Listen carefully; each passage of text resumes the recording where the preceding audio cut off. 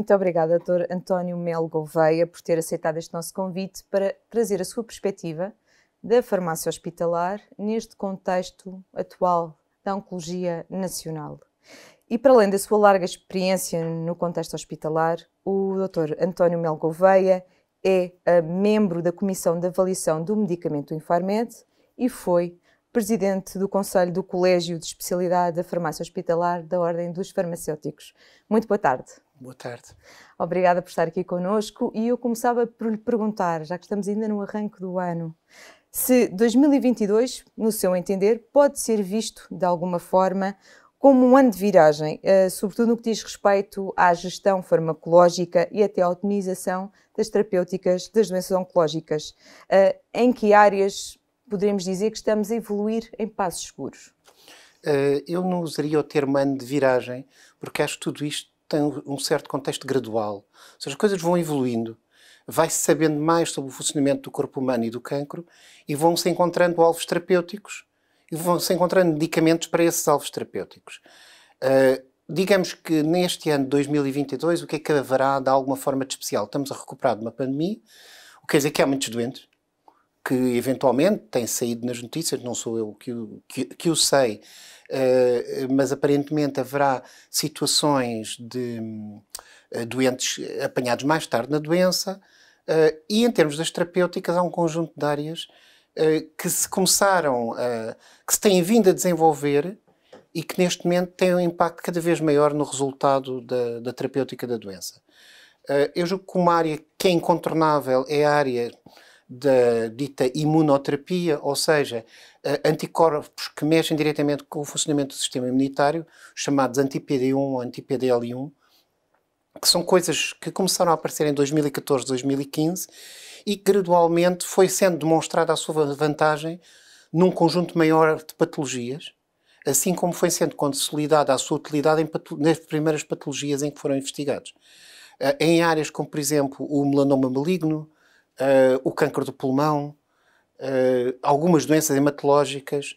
Em relação à oncologia tratada com imunomodulação de alguma forma, essencialmente áreas de tumores sólidos, tem-se assistido não só a uma maior utilização e utilidade destes medicamentos, como também a um maior conhecimento por parte dos médicos sobre como gerir a terapêutica com estes medicamentos. Os medicamentos têm todas reações adversas. Estes têm mecanismos de ação diferentes daquilo que estávamos habituados na oncologia. As reações adversas também são diferentes. E os médicos foram aprendendo a gerir essas reações adversas. E a sensação que se tem é que, de facto, cada vez mais esses medicamentos são bem utilizados e com vantagem.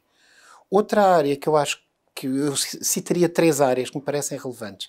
Outra área que eu gostaria de citar é a área do mieloma. Mieloma múltiplo, que é um cancro do sangue, e onde têm vindo a surgir nos últimos 7, 8, 10 anos até, terapêuticas subsequentes que vão mudando completamente o tratamento destes doentes, com uma evolução no tempo de sobrevida e na qualidade de vida.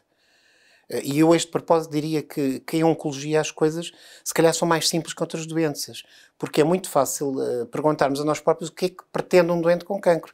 E, basicamente, pretende 2 coisas, é viver mais e melhor. Não é uma doença em que a pessoa não tenha sintomas e nós queremos prevenir qualquer coisa. Não, é uma doença tendencialmente fatal se não tratada e as pessoas querem viver mais e melhor. E, nesse aspecto, o mieloma é uma área onde tem havido desenvolvimentos muito relevantes. E citaria também algumas terapêuticas dirigidas, ou seja, com base no conhecimento do mecanismo de alguma forma de funcionamento do tumor, encontraram-se novos alvos terapêuticos. Isto no cancro do pulmão houve muita evolução nesta área, mas também noutros, e onde se sente também cada vez mais, em grupos restritos de doentes que têm determinadas mutações, haver terapêuticas dirigidas com uma eficácia muito relevante. E terminava esta parte falando de uma terapêutica que apareceu há pouco tempo, que são as chamadas CAR T-cells, ou seja, células do próprio doente, que são de alguma forma geneticamente modificadas para se tornarem mais eficazes na luta contra o tumor. Portanto, são células do sistema imunitário que são colhidas, são alteradas e depois são devolvidas para, de alguma forma, conseguirem uma resposta terapêutica mais eficaz. É um pouco um transplante, um autotransplante. Já se fazem autotransplantes de medula óssea, ou de progenitores hematopoéticos, já se fazem allotransplantes, ou seja, de dadores não relacionados, que são mais complexos, mas frequentemente mais eficazes. E agora temos uma outra coisa que é um autotransplante modificado, que são as CAR T-cells, em doenças como linfomas, algumas leucemias, e até o próprio mieloma, que eu já falei, começam a apresentar, a ser usados e a apresentar resultados muito interessantes. Como disse bem, estamos a falar de uma doença em que as pessoas querem ver mais e melhor. Os médicos que aprenderam a lidar com as terapêuticas e a conseguir gerir os efeitos adversos, e aqui também, underline, a sofisticação destes tratamentos. Portanto, eu queria saber, e concentrando na sua experiência enquanto profissional sénior e tendo estado à frente do serviço de farmácia hospitalar, e só aqui uma nota de contextualização: farmácia hospitalar, por favor, diga-me se estou a dizer corretamente, é responsável pela preparação de medicamentos complexos, a validação farmacêutica para doentes internados, onde são, por exemplo, estudados os ajustes da dosagem para casos específicos, tendo em vista a otimização da terapêutica administrada ao doente oncológico. Então eu queria aqui trazer, chamar a prevalência e a atividade do farmacêutico hospitalar no contexto destas unidades e destas equipas de tratamento do doente oncológico. Se o atual modelo de atividade do farmacêutico hospitalar, dentro deste contexto, é o mais adequado ou se, no seu parecer, requer atualização de responsabilidades? Começamos pelo fim, pelas responsabilidades. Eu acho que responsabilidades nós temos as que cheguem as adequadas. Portanto, de facto, o farmacêutico hospitalar é, no fundo, um garante da segurança e da eficácia dos tratamentos. Como disse bem, os tratamentos são complexos, não só os novos, mas também os antigos. E é importante dizer a este respeito que a maior parte dos novos tratamentos são feitos em conjugação com medicamentos antigos. Ou na sequência de medicamentos antigos, medicamentos que às vezes têm 30, 40 anos de mercado. E, portanto, tudo aquilo que se aplicava a esses medicamentos continua a aplicar-se. Estes medicamentos, por vezes, até podem ser orais, e ficamos logo aparentemente mais descansados. Está aqui um comprimido, mas estes comprimidos são comprimidos complicados. São comprimidos que mexem com mecanismos de funcionamento das células do nosso organismo e que podem ter reações adversas que é importante detectar cedo, e podem ter outra coisa muito importante, que são interações com outros medicamentos. Eu costumo dizer, um pouco a brincar, que o Covid não curou doença nenhuma, só arranjou mais uma. Ou seja, infelizmente o Covid não curou o cancro. E o cancro também não cura a hipertensão e a diabetes e as outras coisas todas, as pressões e as outras coisas que as pessoas têm. O que quer dizer que um doente com cancro está a fazer os medicamentos para as outras doenças que tem. Não vai deixar de os fazer. O cancro não altera isso, quanto muito piora. E, portanto, nós temos, os farmacêuticos hospitalares têm uma missão de procurar em cada doente perceber se estamos a fazer a dose correta, se estamos a usar o medicamento correto, por vezes. E isto parece pouco relevante, mas se pensarmos num hospital como o IPO de Lisboa, faz 200 tratamentos de quimioterapia por dia. O que quer dizer, se somarmos os dias todos do ano, estamos a falar, fins de semana é mais ligeiro, mas estamos a falar de 40 mil tratamentos feitos por ano. Tratamentos, alguns com 5 medicamentos, ou com 4 medicamentos. Portanto, é muito importante perceber que aquele medicamento é o daquele doente, porque o volume, quando os volumes são muito grandes, existem riscos. Portanto, é a adequação do medicamento, a adequação ao doente, as interações com os outros medicamentos que o doente faz. Estas responsabilidades estão assumidas pelos farmacêuticos hospitalares e são basicamente aquelas que precisamos. Poderemos levar a pergunta para o outro lado e falar em competências. As competências adquirem-se. Na realidade, a nível do Ministério da Saúde foi reconhecida uma especialização em farmácia hospitalar, que significa tão somente que um farmacêutico é um profissional qualificado para exercer atos farmacêuticos, que é uma coisa estabelecida na lei, mas que, se estiver num ambiente hospitalar, deverá fazer uma especialização, um pouco como um médico. Sai médico depois de fazer o internato geral, mas a seguir normalmente vai fazer uma especialidade. Embora aqui seja, passe a estranheza da expressão, uma especialidade generalista. Mais à frente, e para assumir as responsabilidades específicas na área da oncologia, será importante, e a Ordem dos Farmacêuticos já tem processos a decorrer nessa área, que haja uma subespecialização em oncologia, ou seja, do farmacêutico que se foca nas questões da oncologia. e volto a dizer, risco, talvez risco seja a palavra-chave, eficácia, portanto, segurança, eficácia e interação com o resto da vida do doente e com o resto dos medicamentos que ele faz. Portanto, as responsabilidades estão certas, a qualificação tem sido feita com muito empenho dos profissionais que estão no terreno, mas ganharia em ser cada vez mais estruturada e está-se a trabalhar para isso. E depois há outras questões que talvez possamos abordar adiante sobre aquilo que o farmacêutico hospitalar faz quando não está a tratar das coisas dos doentes. E avançando, e como diz bem, vou ter que trazer este assunto, que é a sustentabilidade do Serviço Nacional de Saúde. Obviamente que aqui a farmácia hospitalar tem um papel preponderante no que diz respeito à aquisição e à consequente gestão dos medicamentos no estoque, garantindo a viabilidade, a segurança, a qualidade, e estamos a falar de uma responsabilidade que tem o peso de milhões de euros. Nas circunstâncias atuais e perante a necessidade de maior racionalidade dos recursos, como deve funcionar ou como tem sido o modelo de funcionamento entre a administração hospitalar, os serviços médicos e a farmácia hospitalar, quer na ponderação, quer no cálculo destes custos para, na sequência dos tratamentos, levar a cabo o que é necessário para um tratamento adequado, como dizia bem, para cada doente? É uma pergunta complexa, mas vamos tentar começar pelo princípio, que é a questão da responsabilidade no processo de aquisição e já agora, para além do processo de aquisição, no processo de seleção. Eu acho que aqui é melhor começarmos pelo princípio. Os hospitais portugueses, e bem, utilizam formulários hospitalares, ou seja, de alguma forma um hospital não precisa ter todos os medicamentos que há no mercado, precisa ter os medicamentos que precisa. Isto é fácil de compreender se pensarmos que numa determinada área terapêutica, agora saímos um bocadinho do cancro, podemos falar, sei lá, da hipertensão, medicamentos do mesmo, com o mesmo mecanismo de ação terapêutica, encontramos 5 ou 6 diferentes, mas semelhantes. Isto num contexto ambulatório pode fazer outro sentido, mas num contexto hospitalar, e em particular num hospital oncológico, faz sentido ter alguns, não todos. Portanto, os hospitais têm um formulário, têm a lista de medicamentos que aquele hospital usa. Não são necessariamente todos os medicamentos que estão no mercado. São os que são precisos. E isso é feito por uma comissão, que é a Comissão de Farmácia Terapêutica. É uma comissão que muitas vezes, e com alguma tristeza minha, os médicos dizem, vou mandar um pedido à Comissão de Farmácia.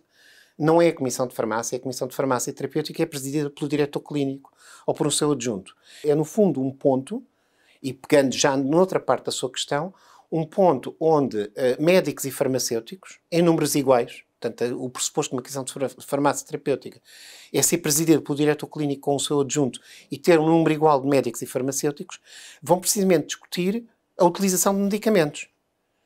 Posso dizer, na minha experiência, que essa interação tem sido sistematicamente muito boa, muito excelente, muito enriquecedora. No fundo, os médicos trazem aquilo que os farmacêuticos não têm, que é a prática de tratar doentes. Têm os conhecimentos próprios da prática, do saber fazer, o de saber decidir, que é uma coisa que eu respeito sobremaneira num médico. O médico tem a decisão nas suas costas. Nós, farmacêuticos, podemos contribuir para essa decisão, e devemos, porque temos uma formação científica que pode e deve ser útil neste âmbito, mas os médicos trazem este aporte importante. Nós trazemos aquilo que eu acabei de dizer, o estudo, o trabalho, a forma de uma forma mais racional, tentar enquadrar o que se passa e o que vamos usar. E, portanto, o primeiro papel de um farmacêutico hospitalar, normalmente dos farmacêuticos mais séniores do serviço, é nestas comissões de farmácia terapêutica. Depois daqui passa-se para a aquisição. E na aquisição, voltando um bocadinho ao que eu lhe tinha dito antes, o que é que os farmacêuticos andam a fazer quando não estão a fazer, se calhar, as coisas que deviam estar a fazer? Bom, andam a lutar contra a burocracia, basicamente. Os processos de aquisição de bens na administração pública são muito complexos.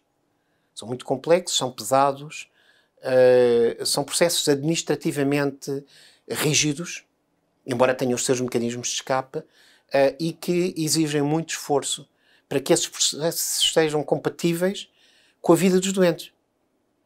Porque, por prazos, por regras, não vou agora estar a desenvolver, seria uma entrevista toda só sobre os processos de aquisição dos hospitais, ou na administração pública em geral, mas os hospitais estão incluídos nisso. e isso é um processo muito complexo e onde os farmacêuticos assumem a responsabilidade de não deixar faltar medicamentos. E isto é assumido com um esforço muito grande que envolve uma rede informal, embora tenha alguma cobertura legal, entre os hospitais, em que nós falamos uns com os outros. Não há neste hospital, há naquele, então vem para este doente que eu tenho aqui, em que se fazem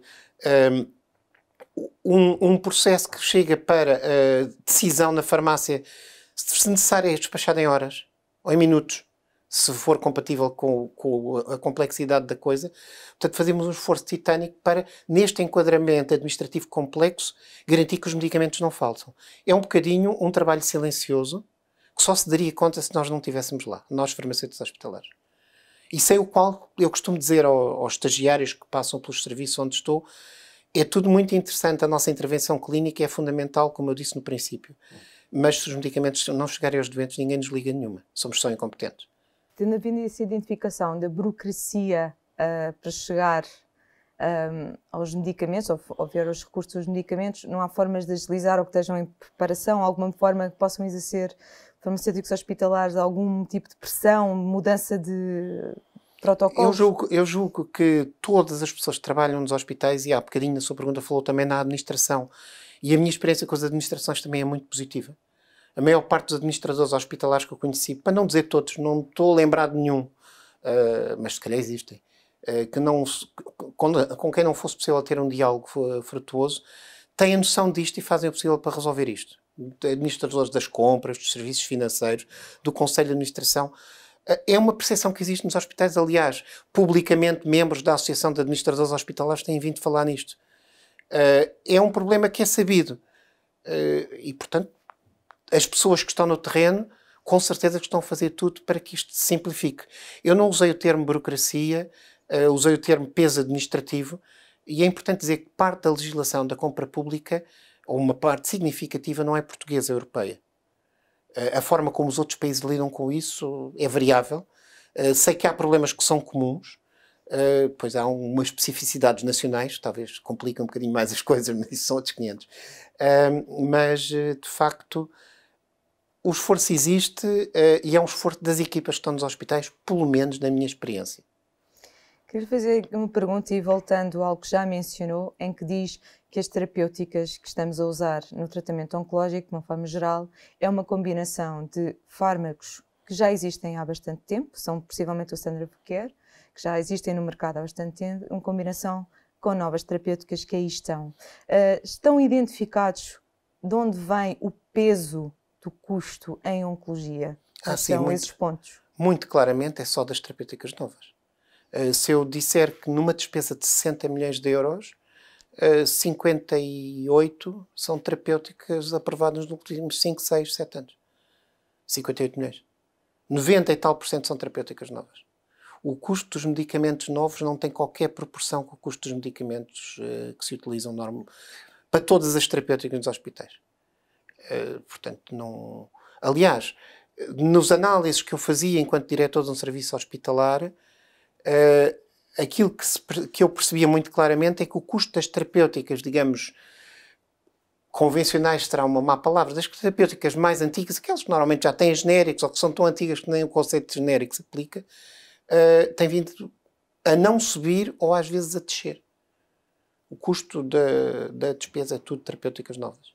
Quando, e obviamente ainda na sequência do que está a dizer, quando existe esta ponderação sobre os medicamentos a adquirir, esta ponderação tem em equação a escala de magnitude entre o custo e eficácia, ou seja... Não funciona assim. Então estamos a falar de oncologia, não é? Sim, estamos a falar de oncologia. Gostava então que me explicasse estamos a falar como de oncologia. E, portanto, os fatores que pesam na decisão. Quando nós temos uma necessidade terapêutica não satisfeita, e não há, ou seja, não há alternativas numa doença como o cancro, tendencialmente fatal e muito traumatizante para a pessoa, que gera dor, gera todo o tipo de sofrimento, não, a decisão é tomada numa base terapêutica. E por isso o preço das terapêuticas vai subindo, porque, pelo menos em Portugal, pelo menos que eu saiba, pode haver processos de negociação mais ou menos complexos, mas a decisão é tomada numa base terapêutica. Coisa diferente será se estamos a falar de um medicamento novo, mas não inovador. Eu gostava de falar um bocadinho sobre este conceito. Podíamos então destrinçar. Eu diria que um medicamento inovador é um medicamento que dá resposta a uma necessidade terapêutica não satisfeita. E as palavras-chave aqui são resposta e não satisfeita. Ou seja, se eu tenho um medicamento para uma necessidade terapêutica que está coberta, mas que é mais cómodo porque é oral e o outro é injetável, ou dá-se menos vezes, ou tem um perfil de reações adversas diferente, não necessariamente melhor. Isso é novidade, são novos medicamentos, há alguns assim. Mas não é indispensável que os doentes façam isso para serem bem tratados da sua doença. Coisa diferente, e os exemplos que eu lhe dei há bocadinho de patologias, é aparecerem terapêuticas novas que são, de facto, que mudam o tratamento da doença. Fazem os doentes viver mais e melhor.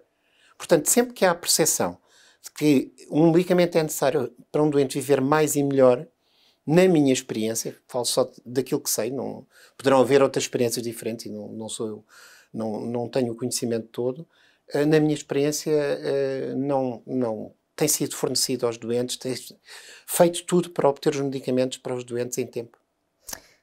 Assim, quero-lhe agora perguntar, concorda ou não que os portugueses são dos europeus que mais demoram a aceder à inovação terapêutica? Isso assim, quais os fatores? Primeiro, uma pequena restrição. Estamos a falar de oncologia, que é o que eu sei um bocadinho mais. Noutras áreas não vou pronunciar, não sei.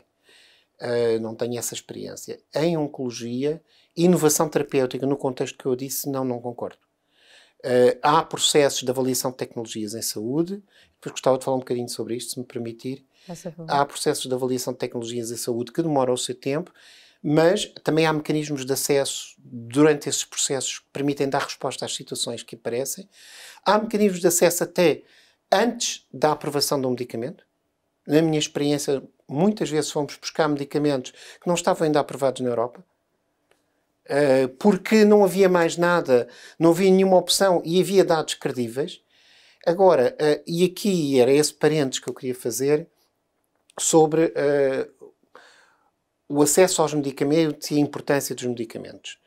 É dito muitas vezes, se um medicamento foi aprovado pela Agência Europeia do Medicamento ou pela Agência Americana do Medicamento, a famosa FDA, para que mais? Porque é que não se usa logo? É importante perceber o que é que essas agências fazem. E como disse no princípio, eu sou membro da Comissão de Avaliação de Medicamentos. No meu percurso profissional trabalhei 5 anos no Infarmed, participei nas reuniões da Agência Europeia do Medicamento, muitas vezes. Tenho algum conhecimento sobre o que é que se faz lá. Posso garantir que há uma preocupação.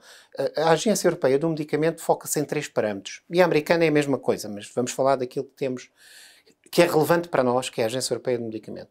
Foca-se em 3 parâmetros no medicamento: segurança, qualidade e eficácia. E estes 3 parâmetros, a segurança é vista e constantemente desenvolvida para tentar perceber o que é que o medicamento pode fazer de mal. Nenhum medicamento é inócuo. Se for inócuo, normalmente não faz nada. Nem de bom, nem de mau. A questão da qualidade é fundamental e a Agência Europeia tem uma preocupação extrema com a qualidade, porque se um medicamento for mal feito ou não for feito sempre da mesma maneira, ele pode parecer bom, mas a seguir temos um lote que não está bem feito e já não serve para nada ou faz mal às pessoas. E depois o parâmetro de eficácia é a preocupação da Agência Europeia, das agências do medicamento, é definir se um medicamento tem uma relação risco-benefício favorável. Ou seja, se faz mais bem do que mal, se o seu perfil é favorável. E aqui entra um problema intrínseco que ninguém pode resolver de forma fácil, que é o problema da investigação clínica. Eu hoje, se quero usar um medicamento hoje, no momento presente, eu quero saber se esse medicamento é melhor, pior ou igual aos medicamentos que eu já estou a usar hoje. Mas quando eu comecei a fazer a investigação deste medicamento, eu não, a empresa, ou a universidade, ou o Estado que o desenvolveu, isso foi há 10 anos. E há 10 anos os medicamentos que eu estou a usar hoje não existiam. Portanto, todo o desenvolvimento do medicamento foi comparado com o que se fazia na altura em que ele começou a ser desenvolvido, ou em que ele foi desenvolvido. Quando se programou o ensaio clínico, usou-se a comparação com o que havia. O que não é errado, é o possível. Mas hoje não é isso que eu estou a usar. E, portanto, normalmente falta-nos informação. Mas uma agência como a EMA tem informação suficiente para definir o perfil risco-benefício. O que a EMA vai dizer é, ok, em relação aos estudos feitos, este medicamento tem um perfil risco-benefício favorável.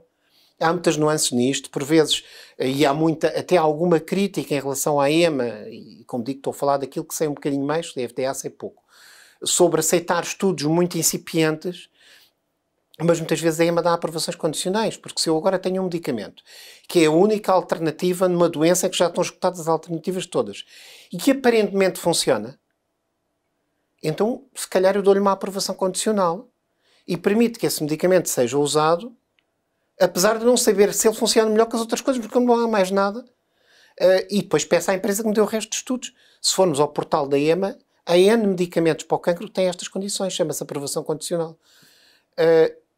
Mas isto não chega. Enquanto nós temos um modelo de Serviço Nacional de Saúde em Portugal, há outros, mas isto não é uma especificidade portuguesa, existe na Alemanha, no Canadá, no Reino Unido, na maior parte dos países, em Espanha, eu a seguir devia fazer uma coisa, devia tentar, nem que fosse de forma indireta, mas estruturada, cientificamente sólida, comparar com aquilo que eu uso. Como é que eu posso fazer essa comparação? Há métodos de olhar para os ensaios dos medicamentos que eu uso e de os comparar com o ensaio do medicamento que eu quero usar para perceber de uma forma cientificamente válida se há de facto aqui uma vantagem. Isto às vezes é confundido com um atraso no acesso. Mas volto a dizer, se o medicamento é para uma situação crítica sem alternativas, há mecanismos de acesso antes disto acontecer. Há processos de acesso precoce a... Sim. Há programas de acesso precoce que durante um período até podem ser gratuitos, depois deixam de ser gratuitos. Eu tenho experiência de um medicamento específico, estou-me agora a lembrar um medicamento para um cancro do sistema nervoso central, não interessa qual é o medicamento, que nós começámos a usá-lo no IPO e a pagá-lo. Apagá-lo não, ele não foi pago, foi gratuito, mas estamos a usá-lo e a pagá-lo agora. Começámos a usá-lo há 2 anos. E o medicamento nem sequer tem o financiamento feito e tem a autorização de introdução ao mercado na EMA há meses. Já que está a falar do acesso a estes medicamentos através destes programas de acesso precoce, consegue-me dar uma ideia, um rácio, de qual é a percentagem dos medicamentos que estamos a utilizar através desses programas, mesmo antes de eles estarem no fundo? Não tenho um valor, mas não é demasiado alto. Não é elevado. A maior parte do que usamos são medicamentos que já estão aprovados e financiados no Serviço Nacional de Saúde. Mas a imensa maior parte. Estou a falar dos medicamentos inovadores. Sim, dos inovadores. E a imensa maior parte. Não é um aspecto significativo. Ainda continuando na área dos medicamentos, queria-lhe agora tocar no ponto relativamente ao tipo de categoria de medicamentos. Segundo os dados da Medicines for Europe 2020, 75% dos medicamentos biosimilares foram utilizados no combate a doenças oncológicas e autoimunes. Qual é a realidade em Portugal sobre o uso de biosimilares e genéricos no contexto da oncologia? Vamos separar a questão em 2 metades. Uma mais simples, genéricos, perfeitamente linear, ninguém discute isso. Nós utilizamos um medicamento que está disponível, aprovado pelo Infarmed ou pela EMA, tem qualidade, segurança e eficácia, como eu digo há pouco. Como está a querer dizer é que não existe... Nos genéricos, a minha experiência dos últimos 20 anos é que não há questão dos genéricos na oncologia em Portugal. Portanto, é um não assunto. Os biosimilares, portanto, que são, de uma forma grosseira, genéricos de biológicos, são diferentes de um genérico na medida em que o genérico é aprovado estudando apenas a sua farmacocinética, ou seja, a sua interação com o organismo. E um biosimilar tem que ter um ensaio clínico, pelo menos, com endpoints clínicos, com medidas de resultado clínicas. No caso dos biosimilares, eu julgo que a situação será mais heterogénea. Estou a falar de oncologia. Sim, sempre na oncologia. Sempre na oncologia. Eu julgo que a situação em Portugal será mais heterogénea, mas na minha experiência, que foi essencialmente a do IPO de Lisboa, também foi um assunto muito pacífico. Obviamente, no início, nos primeiros momentos, até com medicamentos adjuvantes do tratamento, fatores de crescimento e apoetinas, foi um diálogo complexo, mas feito com verdade e com transparência, com alguma recolha de dados para dar segurança. E estou falando da década portanto, em 2009, 2010. Foi uma coisa feita cuidadosamente para criar um ambiente de confiança nos últimos anos, quando começaram a surgir a série os genéricos de anticorpos monoclonais para o tratamento do cancro, é um não assunto também. Ou seja, claro que temos a preocupação natural dos medicamentos biológicos, o registro de lotes, o não mudar a terapêutica a meio para um biosimilar diferente com frequência, e aí variará de hospital para hospital. Os hospitais poderão ser mais abertos nisto. Agora, a questão de tratar doentes com biosimilares em Portugal, na minha opinião, é um assunto e é um contributo relevante para a sustentabilidade do sistema. E, na verdade, também podemos estar perto deste rácio de haver uma tão grande percentagem de recursos já a esta categoria de medicamentos relativamente aos demais. Sabe que a indústria farmacêutica são empresas privadas cotadas em bolsa e que têm que satisfazer os seus acionistas, senão rapidamente vão à falência ou são compradas por outra. Portanto, são factos da vida. E têm estratégias para combater isto. E a estratégia é muito simples. É procurar algo que seja melhor, mas parecido. Às vezes conseguem verdadeira inovação. Ou seja, posso ter o anticorpo X, que era muito útil e era, digamos, o backbone, a base da terapêutica de uma determinada doença, e quando surge o biosimilar aparece o anticorpo Y, que é melhor que o X. Depois cabe aos hospitais, às autoridades que avaliam estas coisas, perceber se o Y se justifica em todos os doentes, em todas as situações, ou só em algumas, ou de todo em nenhuma, porque é melhor, mas o melhor não tem consequência para o doente viver mais e melhor.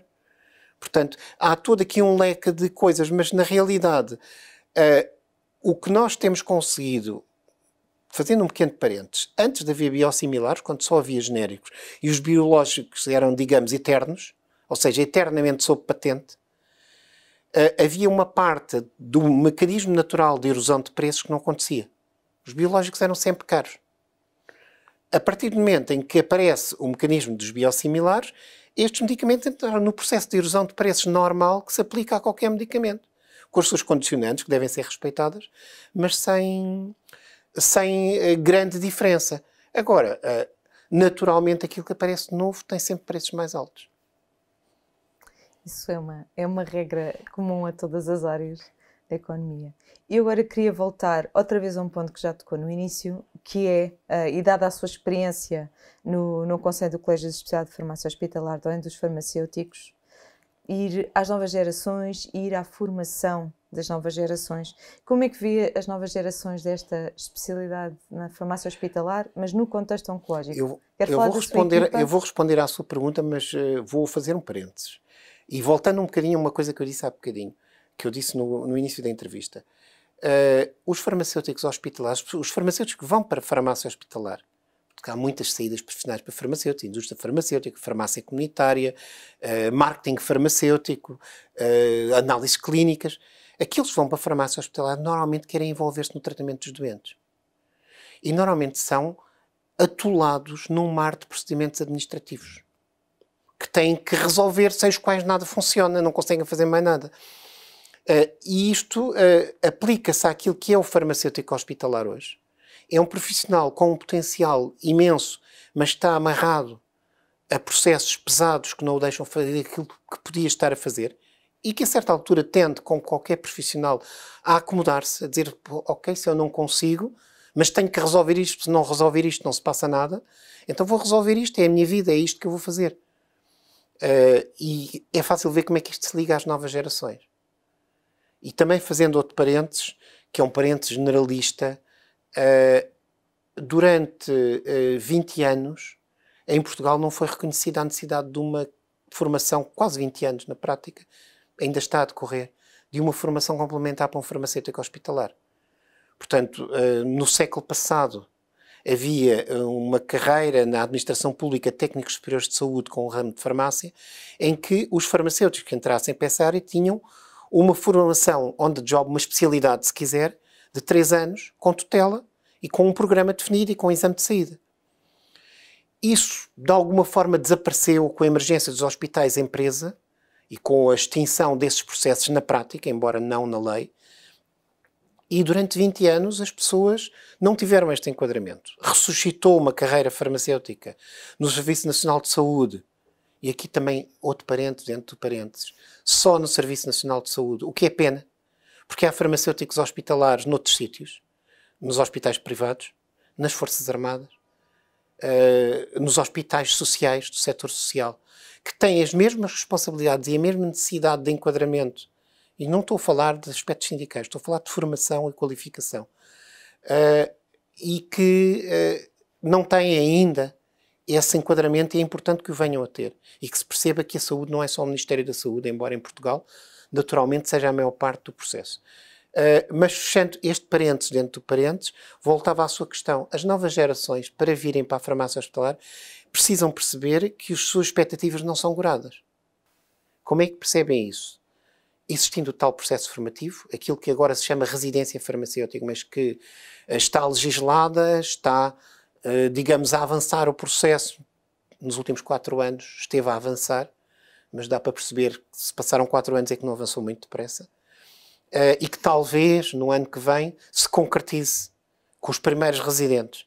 Isso é muito importante para as novas gerações, porque é o tal enquadramento que lhes permite serem farmacêuticos hospitalares e ganharem a outra metade. Neste momento são auxiliados e enquadrados de uma forma informal para fazerem tarefas de uma responsabilidade que não é nada informal, que é, e o exemplo, um exemplo-chave é a validação da quimioterapia, onde o farmacêutico tem que perceber se a quimioterapia é adequada, se a dose é adequada, se a via é adequada, se o doente é o doente certo, tem que fazer cálculos. Tem que muitas vezes lidar com aplicações informáticas que não são necessariamente validadas. Isto é um problema real e esta pessoa tem que fazer isto tudo sem ter sido enquadrada. É um bocadinho como dizermos a um médico que acabou o seu internato geral: olha, agora tens que fazer ali uma neurocirurgia. Pronto, mas não te preocupes, se te enganares, ele pode ficar deficiente ou cego, mas não te preocupes, é mesmo assim.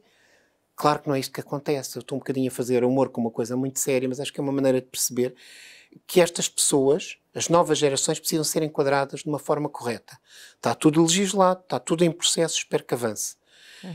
A outra coisa que as novas gerações precisam de perceber é que depois há uma evolução. Eu já fui confrontado com farmacêuticos contratados no início da década passada, 2012, 2013, que me diziam: eu estou cá há 10 anos e estou a fazer a mesma coisa. Já fizeram a especialidade pela Ordem dos Farmacêuticos, que era o enquadramento único que havia. Já sabem muito mais que sabiam há 10 anos, mas realmente não há uma progressão de funções, para não falar de uma progressão formal, não é? Que também tem tido as suas dificuldades, mas não é esse o nosso tema. E sentem-se um bocadinho frustrados. Se queremos que as novas gerações fiquem na farmácia hospitalar, e atenção que eu não estou a falar do Serviço Nacional de Saúde, não é o discurso habitual, embora esse também se aplique como a qualquer outro profissional, mas estou a falar da farmácia hospitalar. Se queremos que as novas gerações apreciem e fiquem na farmácia hospitalar, temos que lhes dar um enquadramento formativo sério e temos que lhes dar uma evolução profissional real. Não podem, ao fim de 15, 20 anos de atividade, especialistas com a sua formação, com o seu conhecimento, continuar a fazer as mesmas tarefas que faziam há 20 anos porque não evoluíram em nada. Porque ninguém lhes permitiu fazer mais nada a não ser tratar dos processos administrativos que têm que ser tratados. E, portanto, assim talvez se consigam atrair novas gerações para a farmácia hospitalar. E eu acho que isso é fundamental. E deixava aqui uma última palavra. Às vezes, para as pessoas que estão, para os doentes, para as pessoas que têm doenças oncológicas, a percepção de qualidade é a percepção do ambiente em que são recebidos. A sala de espera, o consultório, o cadeirão do hospital de dia. A qualidade é muito mais que isso. A qualidade é o que está por trás. E a qualidade nos hospitais e em oncologia muitas vezes são os farmacêuticos. Este foi só aquilo que nos é possível nesta conversa falar do atual panorama da oncologia no contexto da farmácia hospitalar. Muito obrigada, Dr. António Melo Gouveia, por nos trazer o que acontece nos hospitais e o que é que está a acontecer na perspectiva da carreira destes farmacêuticos hospitalares que estão tão envolvidos e especializados na área da oncologia. Muito obrigada. Muito obrigado pela oportunidade. Obrigada a nós.